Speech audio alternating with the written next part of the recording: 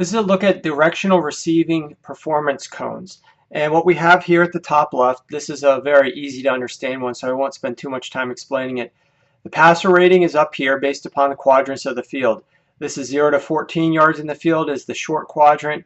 This is 15 plus yards in the field is the deeper quadrant. And you can see here that we go short left, middle right, deep right, middle left. Okay, that's the way these are set up. Here's the passer rating. As I mentioned, this is the receiving success rate. So how often are plays graded as successful when they are thrown? So that's obviously different than than passer rating. Target location frequency. So this is of the quarterback's total passing attempts. Where is he targeting the football?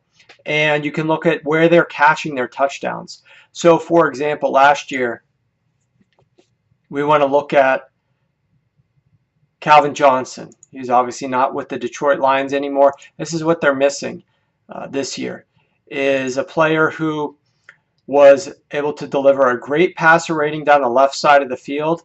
And you could see that's where he was catching. The majority of his touchdowns were actually down the left side of the field. That's where he obviously was targeted the most as well, particularly on deep passes. He was targeted twice as much to the left deep quadrant as he was to the right deep quadrant. Success rates on deep passes obviously are going to be less than success rates on short passes, so that's to be expected. But clearly it's evident that he was utilized more to the left side of the field, and that's where he was more successful as well. Now you can isolate this once again to look at different field zones, weak, quarter, or down. So if you just want to look at, let's say, on third down, when they might be most likely to pass the ball to him, as a percentage of their overall offense, for instance.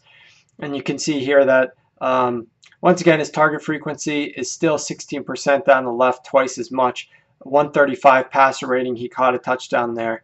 And he was very successful over the middle of the field, which a lot of receivers are, and I think needs to be utilized more by quarterbacks in general.